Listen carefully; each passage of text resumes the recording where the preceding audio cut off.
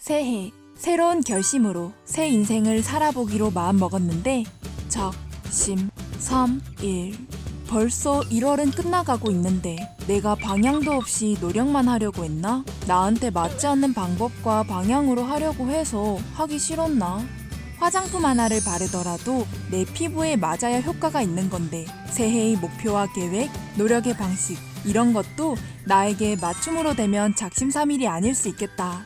WPI 초급과정 워크숍에서 자신의 성향을 알고 성향에 맞는 맞춤 인생 컨설팅을 받아 새해의 소망도 이루시고 WPI 상담 코칭 전문가 자격증에도 도전해보세요.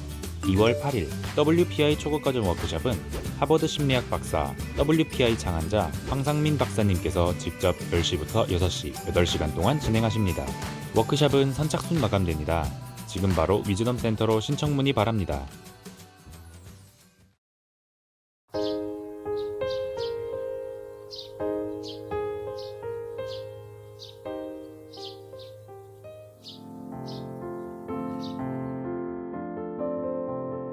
보통 심리학 하면 사람들이 어떤 분야를 많이 연상을 해요? 심리학 하면 여러분 머릿속에 떠오르는 게 어떤 생각이 들어? 마음이라는 것을 어떻게 보느냐, 또 마음을 봐야 되는 이유가 뭐냐, 이거에 대한 마음이라는 것에 대해서 인간이 인식하게 된 거, 학문으로서 심리학이 발전된 거, 인간의 마음에 대한 관심을 과학적으로 탐구를 한다라는 것이 심리학의 정체고 그 다음에 심리학의 발전의 역사거든요. 그래서 심리학 개론을 여러분들이 배우면 심리학이라는 것은 인간의 마음과 행동에 대한 또는 인간의 사고와 행동에 대한 과학적 탐구 또는 과학적 연구 분야 이렇게 딱 정의를 내리는 이유가 인간의 마음을 치료한다든지 또는 인간의 아픈 마음을 본다든지 할 때는 이게 과학이냐 아니면 예술이냐 아니면 뭐냐 이 질문에서 아직도 벗어나지 못한 분야가 사실은 심리학 안에서 임상심리라고 이야기하는 분야, 임상상담. 의학에서도 심리와 관련된 다양한 현상들, 예를 들면 이런 사연이 시작되죠.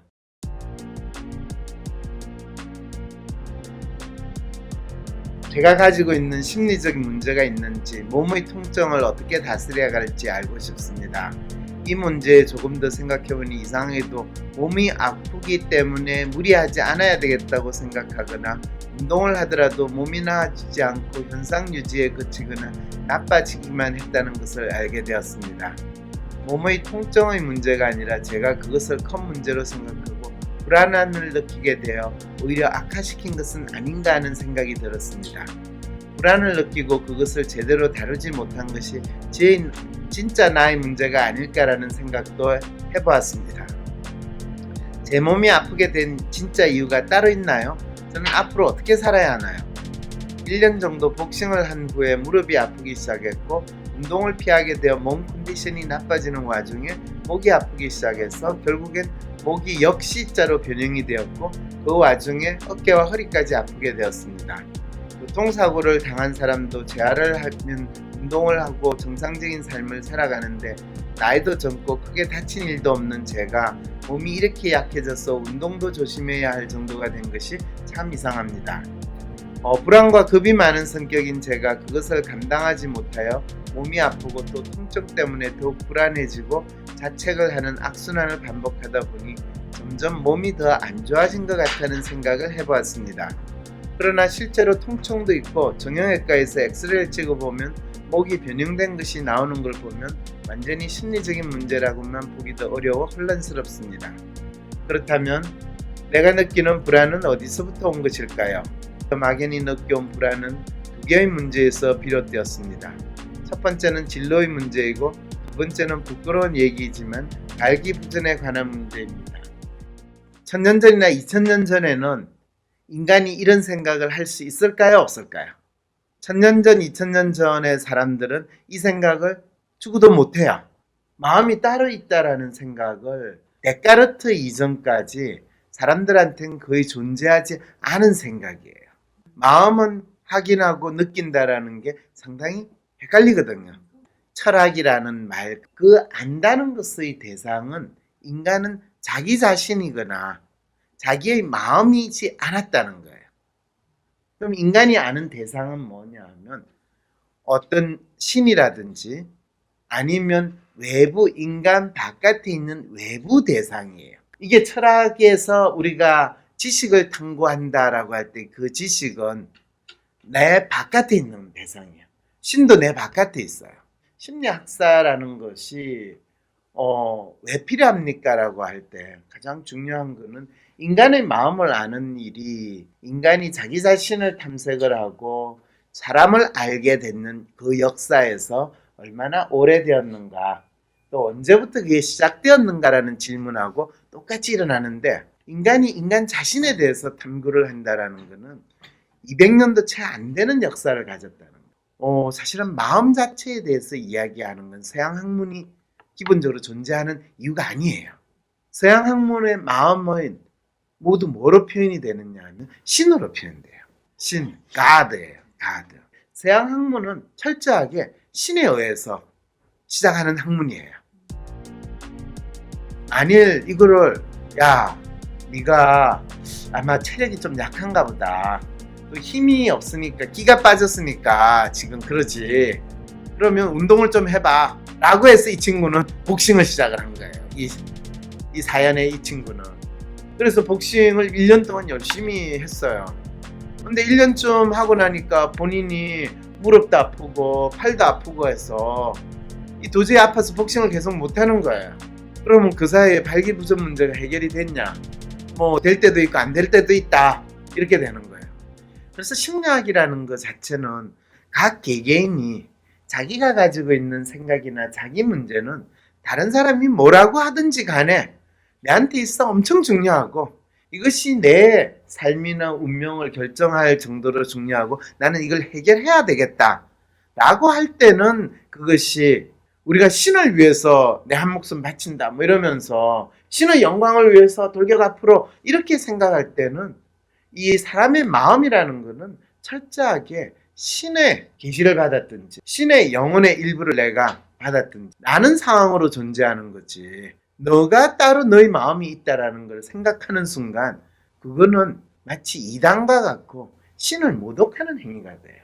율시 사상을 가진 사람의 입장에서는 절대적인 존재를 차라리 규정하고 나머지는 다 이단으로서 하는 것이 본인들이 훨씬 더 세상을 이해하는데 더 맞다고 생각을 할 때부터 이제 서양에서 또 그 전에 중동 지역에서 다양한 민족들끼리의 끊임없는 투쟁이 일어난 거고 그 과정에서 인간은 인간에 대한 탐색을 하는 것 자체를 조금씩 부정하기 시작을 했어요. 그러니까 그리스 철학자들도 인간의 마음에 대한 탐색이 아니라 이 인간이 세상에 대해서 신에 대해서 아는 것 이것을 지식의 근원이라고 생각하고 이것을 인간은 날 때부터 신을 알게 되는 그 능력을 가지고 태어났느냐 아니면 교육을 받으면서 우리는 신을 조금씩 알게 되고 경배하게 됐느냐 이 정도의 탐색을 하는 것이 인간에 대해서 가지는 지식이었고 이 부분의 생각이 언제까지 이루어졌냐 하면 사실은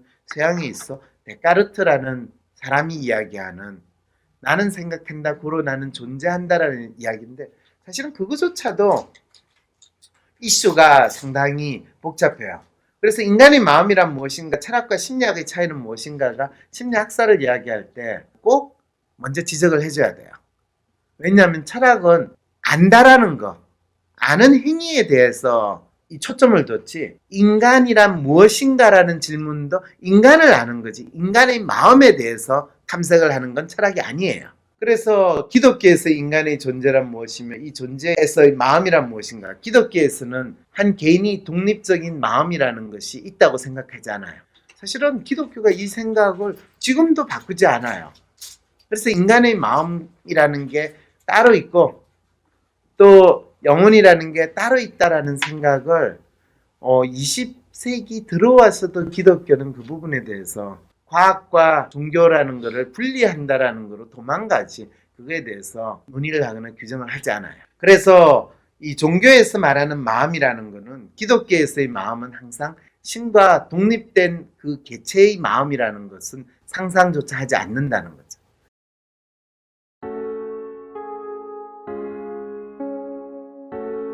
그다음에 이제 불교에서의 마음도 불교에서는 마음을 심의식이라고 이야기해서 심의식이라고 하는데 저기에서 말하는 심의식이 뭐냐라고 하면 아무리 읽어봐도 무슨 말인지 안 들어와요. 상당히 추상적이에요. 상당히 형이상학적인 측면에서 마음을 달래세요, 마음을 다스리세요, 마음에서 멀어지세요, 뭐 이런 이야기를 쓰는데 마음에 대한 추상적인 뭐 여러 가지 이야기를 했는데 뭐 그걸 맞다 틀리다기보다는 충분히 이해가 돼요. 그런데 웃자라고 하는 부분에서는 여전히 할 말이 없어요. 그러니까 이게 그걸 안다라는 것과 웃자라고 할 때 이제 갭이 사실은 심리학이라는 것이 학문으로 만들어지면서 그 웃자라고의 상황을 가장 많이 접했던 사람이 바로 프로이드지 않았을까. 그리고 프로이드는 자기가 의사로서 교육을 받았기 때문에 몸이 병이 있고 몸이 잘못됐어 뭔가 문제가 있는 것처럼 눈에 보이지 않는 마음의 문제가 있으면 그것이 몸으로 표현되고 있다라는 것에 대한 생각을 하기 시작한 거, 그거를 본인 나름대로는 무의식이라고 표현을 하든 의식이라고 표현을 하든 또 그걸 분석한다고 해서 정신분석이라고, 그래서 그걸 사이코애널리시스라고 하는 단어를 사용한 거는 분명히 프로이드가 가장 먼저 언급을 한 거는 맞아요. 프로이드하고 동시대에 살았던 당시에 히스테리 환자들을 가장 잘 다루고 유럽에서는 최고의 과학자라고 인정을 받았고 샬코라는 사람이 있어요. 프로이드가 인턴하러 갈 때 그 사람은 환자들을 이 나름대로 치료하는 의사였어요. 근데 그 샬코는 본인이 최면술도 사용을 하고 조울증이나 우울증 환자, 조현증이라고 하는 지금의 병명으로 구분되는 그 환자를 다 유로시스라고 하는 용어를 쓰거나 히스테리라는 그냥 단일 명칭으로 그 당시에는 불렀어요. 막연히 뇌에서 신경의 문제로 정세가 나오고 있을 거다라고 믿었어요. 그리고 그렇게 믿는 거는 지금도 마찬가지예요. 지금도 모든 정신과 의사들은 그렇게 믿고 있고. 그래서 이제 그거를 치료를 한다고 온갖 짓을 했는데 그 중에 하나가 이제 최면술이에요. 그게 그 당시에 18세기, 19세기 최고의 과학이에요. 네. 지금도 로맨 성향이 있는 사람들한테는 최면술이 잘 먹혀요.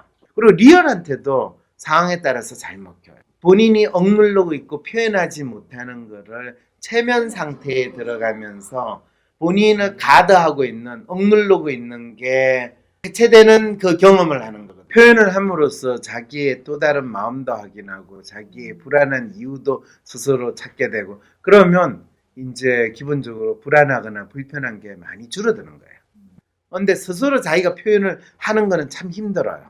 어떻게 표현해야 될지도 모르고 또 표현을 하면 큰일 날지도 모른다는 그런 두려움이 있습니다. 동양에서 인간의 마음은 어떻게 보았을까? 이건 성리학에서 성리라고 하는 게 이 성의 이치를 배우는 거예요. 근데 이 성리학은 성리와 의리와 이기 이 세 가지를 다 합해서 성리학이라고 이야기를 해요. 태계 선생이 뭐 누구랑 논쟁을 했다 뭐 그래가지고 이기 이론론이냐 이기 이원론이냐 이렇게 이야기하는데 이하고 기라는 것이 합쳐 있는 것이냐 그게 따로 떨어져 있는 거냐라는 논쟁이거든요. 이거는 서양식의 개념으로 또는 심리학의 개념을 하면 몸과 마음은 같이 있는 것이냐 따로 떨어져 있는 것이냐 이 질문하고 똑같은 거고 신과 나는 종속되어 있는 거냐 독립되어 있는 거냐 이 질문하고 똑같은 거예요. 몸과 마음이라는 게 어떻게 연결되어 있어야 되는가 라는 것도 각자 자기의 존재와 자기의 역할을 잘 알고 있으면 우리는 건강한 몸속에 건강한 마음이 깃든다라는 말이 되는데 마음이 개판이면 몸이 아픈 거고 몸이 안 좋으면 마음이 안 좋을 수 있는 이 관계가 있게 되는 게 이제 이판사판 난장판이 되는 마음신과 몸신 이 두 가지가 이제 이익인데 실질적인 고민은 내 허리 아프고 내 속이 안 좋고 내 어깨 아프고 이런 거를 어떻게 잘 관리할까. 그래서 본인이 스스로 약 처방문을 쓰고 그걸 공부를 해요. 또는 역병이 돌면 어느 대감한테 가서 약방문을 좀 처방해 오느라 이렇게 이제 심부름 시키면 그걸 가져와서 이 처방문 받았으면 감사합니다 해가지고 이제 약 재료 파는 데 가가지고 이거대로 약 주세요 이래가지고 이제 다려 먹는 거. 그게 이제 대부분 사람들이 건강관리법이 되는 거죠. 그러다 보니까 마음이라는 걸 따로 생각한다라는 거는 그냥 마음은 자기 몸을 수련하고 수양하는 대상처럼 생각하지 그 자체는 사실 중요한 게 아니었어요. 성리학자들은 성이라는 것이 무엇인가? 그것이 자연에서의 성이냐 인성이라고 이야기하는 것도 인간의 성인데 인간의 성은 군자의 성이든 성인의 성이든 우주의 질서에 있는 성이든 이거에 종속되는 거지. 그 개개인이 독자적인 성격이라고 이야기하던 성질을 가지고 있거나 마음을 가질 수 있다라고 생각하지 않았다라는 거예요. 그래서 많이 배운 사람들은 엄청나게 높은 덕을 쌓았다라는 건 그 사람이 수준이 높은 성을 가지고 있는 거고 일자 무식하면 성 자체가 아예 없는 거고 이제 이런 식으로 인간을 바라보는 게 그 수준이 있기 때문에 마음에 대한 탐색을 한다는 건 존재하기가 힘들었던 거예요. 그게 동양이나 서양이나 마찬가지예요. 나만 열심히 일하는 것 같은데 세상은 내 유능함을 몰라보네요. 일 잘하는 당신, 인생도 효율적으로 살고 싶다면 성격별 인생 활용법을 알려주는 WPI 검사를 해보세요. 검사는 황상민의 심리연구소 사이트에서 하실 수 있습니다.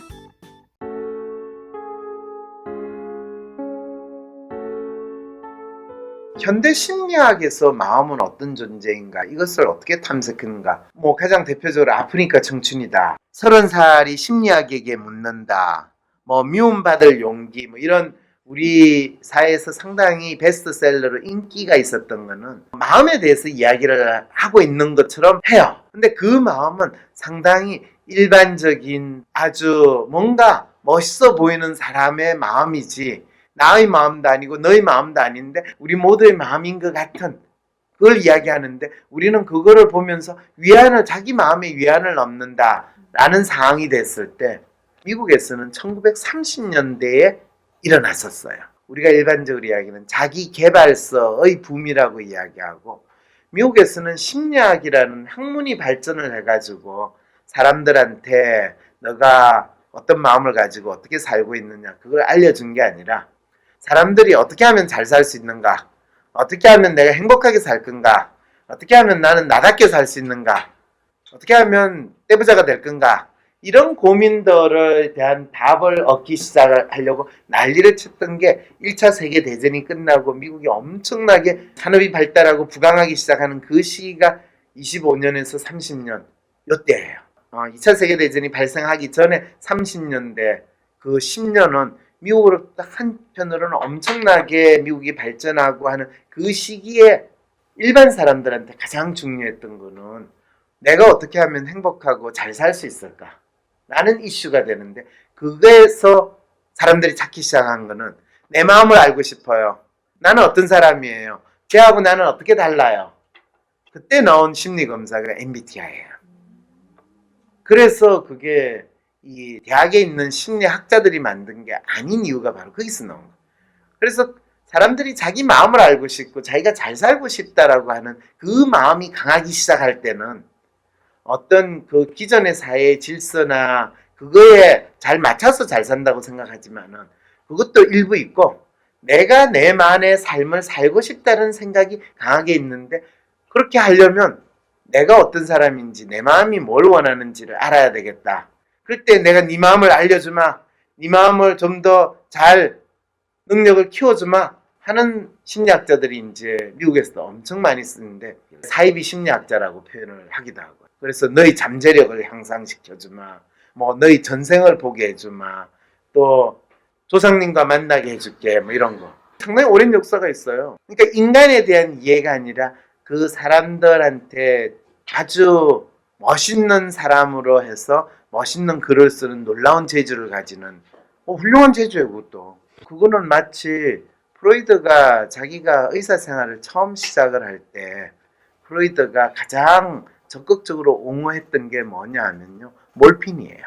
너가 힘들 때 몰핀 주사를 맞거나 먹거나 하면 너무너무 치료에 특히 마음의 아픔을 달래는 치료에 좋다라고 적극적으로 옹호했던 사람이 프로이드예요.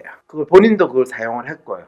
근데 어떤 일이 벌어졌냐 하면 본인 친구가 그거를 사용하다가 너무 심하게 사용해서 중독돼서 죽는 것을 경험하고 더 이상 몰핀을 사용을 안 했어요. 심리학에서 가장 중요한 거는 인류가 마음에 대한 탐색이라는 거를 본격적으로 시작을 하고 왜 시작했는가에 대한 생각을 먼저 질문을 던져봐야 돼요. 심리학을 배운다든지 심리 치료에 대해서 배운다든지 또는 상담에 대해서 내가 배운다든지 또는 인간에 대해서 알고 싶다고 할 때 인간의 마음과 정신이 뭡니까? 라는 질문을 이제 여러분들이 던지고 인간 스스로가 자기 정신을 알려고 한다라는 게 말이 됩니까? 라는 이 질문을 던지게 된다면 드디어 심리학이라는 것이 왜 그토록 사람들에게 존재하기 힘들었던가에 대해서도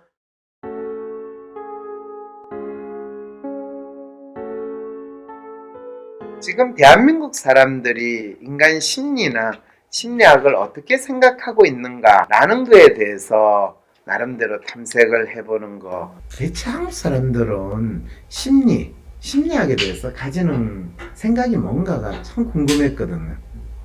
그리고 지난 10년 전부터 심리학 책이 엄청나게 각광을 받고 있고 지난 10년 동안은 베스트셀러는 거의 다 심리와 관련된 책이에요. 심리학자가 쓴 책이 아니라. 예. 그랬을 때 대체 사람들이 원하는 게 뭔가 뭐 행복 이야기하고 이런 거 많이 이야기했잖아요.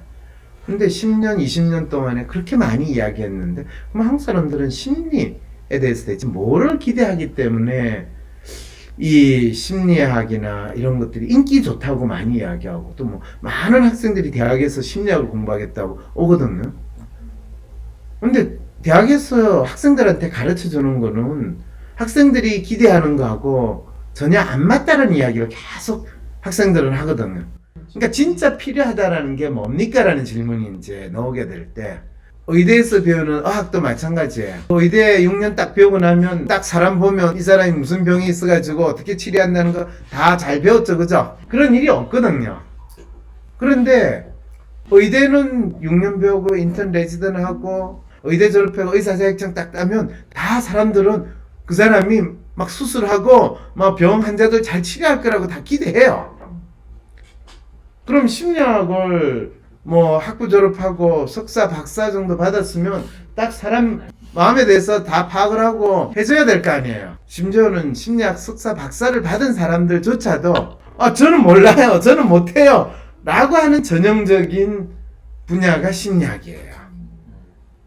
근데 의대 졸업하고 나서 야, 이 환자 좀 봐 하면 그 의사 면허증 가인세 나 못 봐 이렇게 해요? 아니면 한번 봅시다 이래놓고 알든 모르든지 간에 이 약 먹으세요 라고 해요. 왜 이런 일이 벌어졌을까요? 대학에서 심리학을 가르치는 사람은 심리 치료를 한다든지 심리 상담을 하는 걸 목적으로 심리학을 가르치지 않아요. 그러면 무슨 목적으로 대학에서 심리학을 가르칠까요? 이게 이제 한국 사회에서의 심리학은 사회 현상에 대한 연구는 하면 안 돼요. 왜냐하면 심리학은 실험실에서 해야 되기 때문에 실험실에서 실험을 해야 진정한 과학이거든요. 과학이라는 거를 주장을 하는 가장 대표적인 분야가 심리학이에요. 심리학은 물리학이라는 그 학문을 모방해서 만들어진 게 심리학이에요.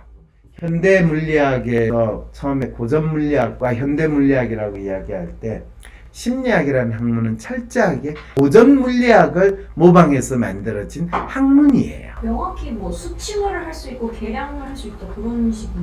그렇죠. 그게 1차적인 활동이고 과학이 발전하면서 그 과학 분야는 통합이 되기보다는 작은 쪼개지는데 심리학도 똑같은 그 경향을 따르기 시작을 하는 거죠.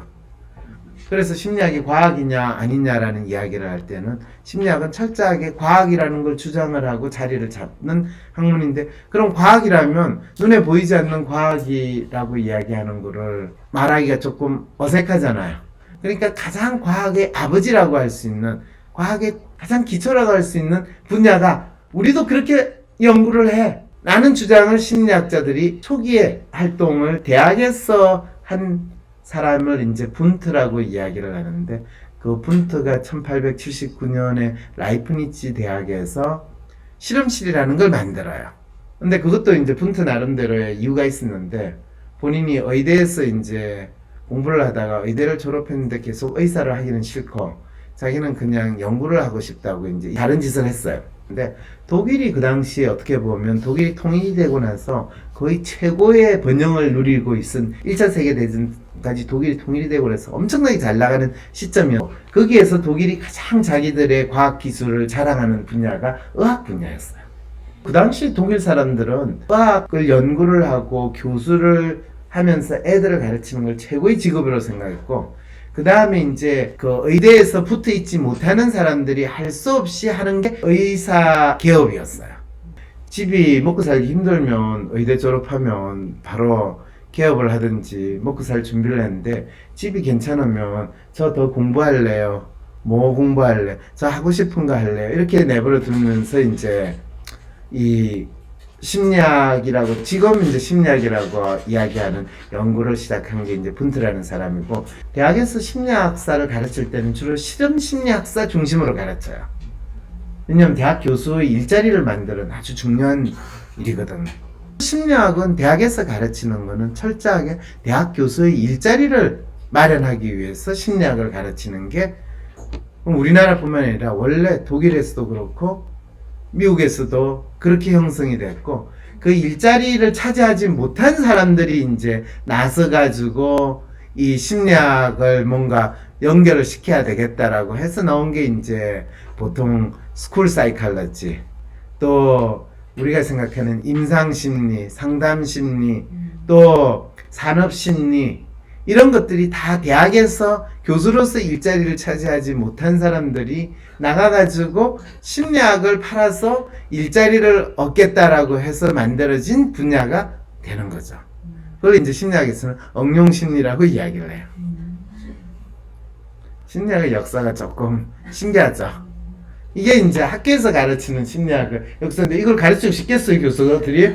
그리고 실제로는 이제 응용심리학이라는 게 이제 형성이 미국에 자리를 잡기 시작을 한 게 미국도 2차 세계대전이 끝나고 나서 2차 세계대전 중에 이제 심리학자들이 실제로 사람들이 생활하는 현실의 문제에 대해서 관심을 가지고 들어갔으니까 그게 생겼는데 그전에는 이미 사람들이 대학에 있는 심리학자와 관계없이 벌써 자기들 필요한 거에 많은 걸 쓰기 시작을 한 게 그게 바로 이제 성격 검사를 만든다든지 지능 검사를 만든다든지 네 마음 아픈 거를 내가 고쳐주마 도와주마 네 돌아가신 부모님 생각나지 내가 연결시켰어 그분을 다시 불러오마 이런 것들이 사실은 종교적인 측면에서 영매 뭐 이런 거 그거하고 같이 연결시켜가지고 일반 사람들한테는 상당히 인기가 있었고 또 그 와중에 사람의 마음을 잘 파악을 하면 돈을 많이 벌어 그거를 알려주마 이래가지고 이야기한 게 이제 자기 개발서 그래서 하면 할 수 있어 뭐 이런 거 You can do it 뭐 이런 것들 이런 것들이 다 30년 40년대에 다 만들어진 거죠. 그러니까 심리학은 대학에서 가르쳐 주는 거는 대학 교수가 되기 위한 가장 기본적인 소양을 가르쳐 주는 게 대학에서의 심리학이고 이 사회에서 살아남기 위해서 또 더 잘 살기 위해서 가르치는 심리학은 일반 대학 밖에서 그러니까 뭘 배워야 될 것인가 이런 부분에서 이제 되게 헷갈리게 되는 문제가 심리학사를 가르칠 때 항상 처음에 제기가 돼요. 이게 옛날 이야기뿐만 아니라 지금의 이야기이기도 해요.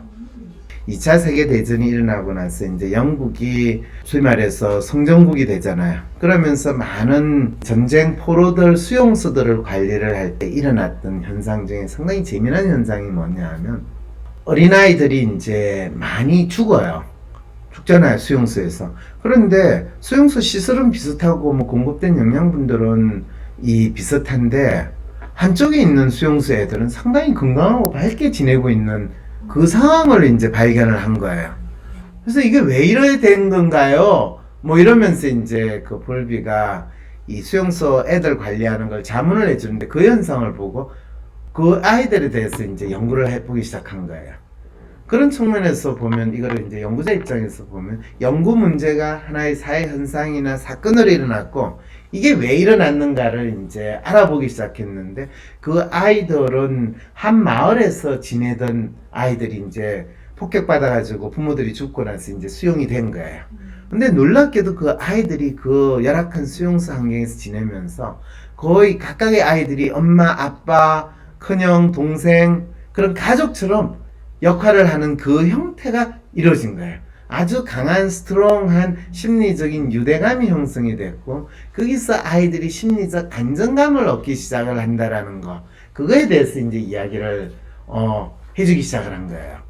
그러면서 이 심리적 안정감, 유대감, 이걸 이제 어태치먼트라는 용어를 사용을 하고, 그게 이제 할로우는 심리학자예요. 그 당시에 이제 1950년대에 미국에서는 동물들을 가지고 인간 심리를 좀 더 과학적으로 연구할 수 있다. 왜냐면 사람들을 가지고 가둬놓고 뭐 이것도 시키고 저것도 시키고 하기 힘들잖아요. 그때는 특히 또 심리학의 연구가 이제 학습 심리학이라고 해가지고 상황을 조건을 만들어 놓고 그 조건에서 행동이 어떻게 바뀌는가에 대한 연구를 하는 거.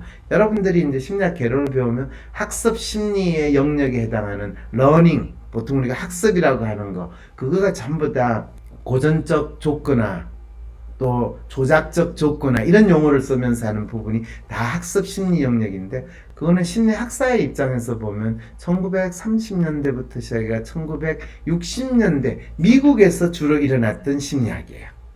그리고 이제 그 학습 심리라는 것과 이제 60년대부터는 또 인지 심리학, 주로 이제 인지 심리학이 또 따로 만들어지고 이제 하면서 심리학의 각 전공 영역이라는 게 이제 분파가 되는 게 아주 뚜렷하게 이제 일어나는 시기가 보통 1930년, 40년부터 지금 현대 심리학이 다 쪼개지기 시작하는 상황이 되는 거예요. 의학에서 뭐 외과, 내과, 뭐 산부인과, 소아과 이렇게 쪼개지는 거하고 마찬가지예요. 왜냐하면 제가 처음에 심리학을 대학교 2학년이 되면서 처음 1년은 진짜 열심히 전공 과목이니까 열심히 배우고 1년이 지나고 2년이 지날 때 이제 드는 생각이, 이걸 배워가지고 대체 뭘 하느냐라는 질문이 이제 들기 시작을 한 거예요. 근데 그 질문이 들어도 별로 고민이 되지는 않았어요. 이거 배워가지고 뭘 하는지 아주 분명하게 사례들을 봤거든요. 황상민 박사님과 1대1 비공개 상담을 할 수 있다고요? 비슷한 WPI 프로파일, 상담 사연을 봐도 알 수 없었던 자신의 본질적인 문제를 파악하고 생각지도 못했던 실용적인 해결 방법을 얻으실 수 있습니다. 자기 삶의 통찰을 얻으시고 반복되는 문제에서 벗어나 원하시는 삶을 살아가세요. 관련 문의는 위즈덤 센터로 연락 바랍니다. 간단해요. 이거 배워가지고 교수가 되면 되는 거예요. 예. 그리고 그 사례는 내 앞에 있어. 가르치는 교수들이 다 그런 거예요. 그 대부분 선생님이 별로 열심히 안 했는, 대충 시간만 오래 개기니까 다 박사만 받으면 교수를 하고 있는 거야. 참 이 분야가 좋은 분야구나. 교수를 생활을 막상 시작을 하고 나니까 내가 이 짓을 앞으로 35년을 한다는 거는, 이거는 말이 안 되는 거예요. 이 학생들한테 내가 뭘 가르칠까라는 문제가 제기가 되는 거예요. 처음에는 뭐 심리 통계도 가르치고 발달 심리도 가르치고 교육 과정도 가르치고 심지어 교육 평가도 가르치는데, 그거는 뭐 첫 학기에는 교육 심리 한 과목만 가르치는데, 그 교육 심리라고 하는 거 대체 교육 심리가 뭐지라는 생각을 하고 교육 심리 교과서를 이제 한번 본 거예요. 근데 교육 심리 교과서는 기본적으로 심리학 개론책하고 거의 같아요. 교육이라는 단어가 조금 많이 들어가 있을 뿐이지, 심리라는 말 대신에 교육이라는 단어가 같이 들어가 있다는 것 뿐이지, 내용이 전부 다 심리학 개론책이에요. 그럼 교육 심리를 왜 가르치지? 라는 생각이 드는 거예요. 그래서부터 사실은 제가 다시 심리학을 다시 보기 시작했는데, 미국에서 교육 심리라는 거를 분야를 처음 가르치기 시작한 사람이 손다이크라는 사람이에요. 손다이크는 여러분들이 심리학 개론책에 보면 트라이 앤 에러 러닝이라고 해가 고양이를 우리에 집어넣어 가지고 고양이가 그 우리에서 나오게 하는 연구를 해가지고 상당히 유명해진 사람이에요. 그래서 트라이 에러 러닝이라고 그래. 그래서 미국에서는 손다이크는 교육 심리학의 아버지라고 불러요. 그때 손다이크가 왜 그 연구를 하게 됐는가까지 이야기가 있어요. 미국에서 교사들을 가르치는 데 있어서 1910년, 20년, 우리는 미국이라는 나라에서 일어나는 게 처음부터 우리가 생각하기에 뭐 딱 체계적으로 일어났을 거라고 생각하는데, 미국이라는 나라가 지금 좀 체계적인 나라, 상당히 뭔가가 갖춰진 역사가 있는 나라가 되기 시작을 한 건 1910년대부터 시작이 돼요. 왜 그렇게 됐냐 하면 그 당시에 1910년대 전까지는 미국은 산업국가라기보다는 사실은 농업국가에 더 가까운 나라예요. 그래서 우리가 생각하는 교육제도나 복지제도 이런 것들이 갖춰지기 시작한 거는 사실은 1910년대 1차 세계대전에 참전하는 그 전부터 시작해 참전하면서부터 나라가 수준이 확 달라지게 됐어요. 프로이드가 미국에 처음으로 방문을 해가지고 강의를 해요. 클락이라는 대학이 있어요. 클락 대학의 총장이 G. 스탠리 홀이라는 사람이에요. 그 사람이 놀랍게도 심리학자였어요. 누구한테 배웠냐 하면 분트한테 심리학을 좀 배웠어요. 그런데 분트는 실험 심리학인데 이 사람은 실험하는 그런 거를 관심이 있지만은 조금 더 살아있는 인간에 대해서 실제로 일어나는 현상에 더 관심을 가졌는데 이 사람이 관심을 가졌던 게 뭐냐 하면 인간인데 인간이 아닌 것 같은 이 사람, 어린애들과 청소년 더 관심을 가졌던 거야. 그래서 이 G. 스탠리 홀이 이제 그런 거에 관심을 가지고 있는데 유럽에서 이 프로이드라는 사람이 뭐 이상한 이야기를 하고 막 한다니까 그 프로이드가 사실은 본인이 유명해진 거는 책을 이제 썼는데 그게 많이 팔리지는 않았지만은 학자들 사이에서 마음에 대한 이야기를 또 하고 그거를 치료한다라고 하니까 그게 뭔가 이래가지고 이제 프로이드한테 편지를 보내요. 당신 이야기하고 당신 책을 좀 읽긴 했는데 상당히 재밌는 것 같다. 와서 강의를 좀 해주면 안 되냐. 근데 어차피 한번 와서 강의를 하려면 멀고 하니까 그 당시에 유럽에서 미국을 오는 거는 거의 한 달 정도. 프로이드는 본인이 교수가 되고 싶은데 되지 못했기 때문에 그거는 엄청나게 큰 영광스러운 일로 생각을 했어요. 그래서 엄청나게 환대를 받고 그리고 프로이드가 그 특강을 한 거는 보스턴 글로브에도 나오고 뉴욕타임즈에도 나오고 했어요. 왜냐면 그때 신대륙에서 프로이드는 상당히 저 사람 뭐야 신기해 그러면서 일반 대중들한테는 뭐 알리지도 않고 일반 교수들은 이 사람이 교수도 아니니까 무시하는 상황이었거든. 그런데 그 강의에 하버드에 그때 심리학을 가르치는 최고의 사람이 윌리엄 제임스예요. 윌리엄 제임스도 그 강의를 들으러 갔고 그리고 이제 클락 대학은 지금은 이 다른 대학에 비해서 별로 이름이 아닌데 그 당시에는 그 뉴잉글랜드 지방에서 하버드하고 별로 그렇게 더 나으면 나았지 못하지 않은 대학으로 생각되는 대학이었어요. 그런데 그 대학의 총장이 초청을 해가지고 왔으니까 뭐 큰 사건이긴 했죠.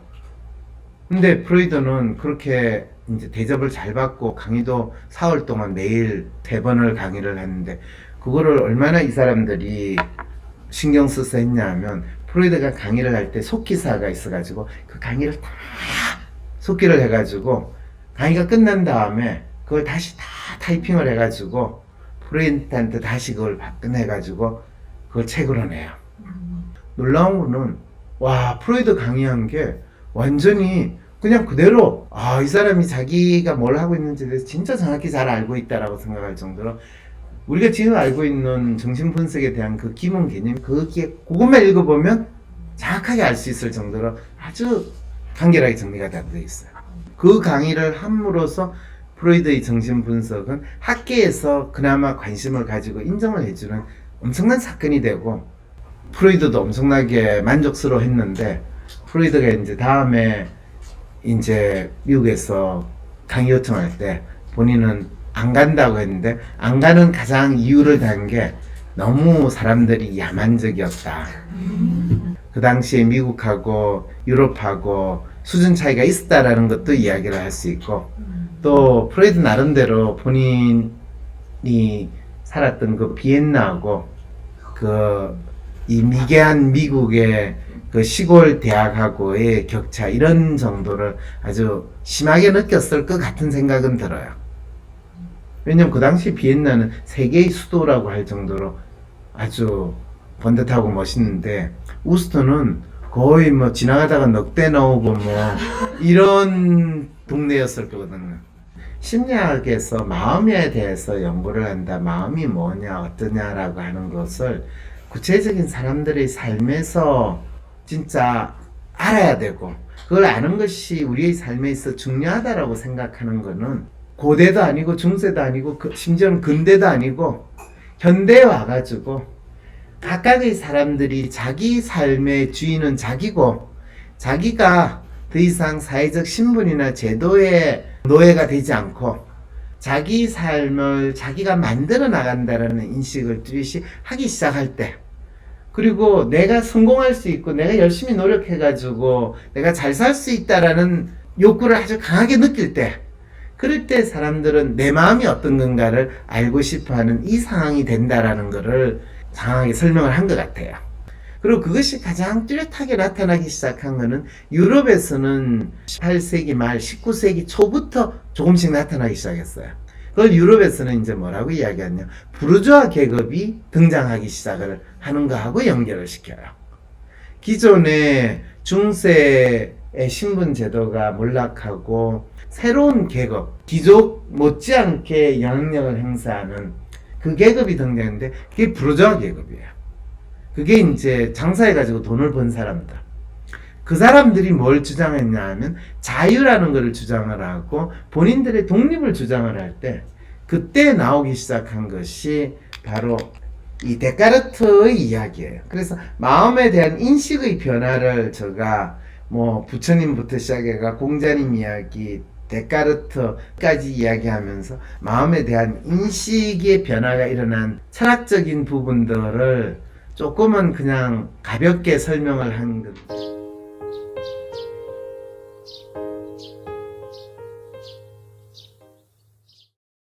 때론 귀여움으로, 때론 멋진 스타일로, 때론 호통으로, 또는 날카로운 통찰로 때론 허당미까지 당신의 불면을 밝혀줄 황상민의 심리상담소가 훨훨 날아갈 수 있게 작은 약속이 모여 응원해주세요. 후원해주세요. 당신의 후원으로 쑥쑥 크는 황심소. 해피 나눔을 통해 후원 가능합니다. 황상민 TV 구독, 좋아요, 클릭. Right now.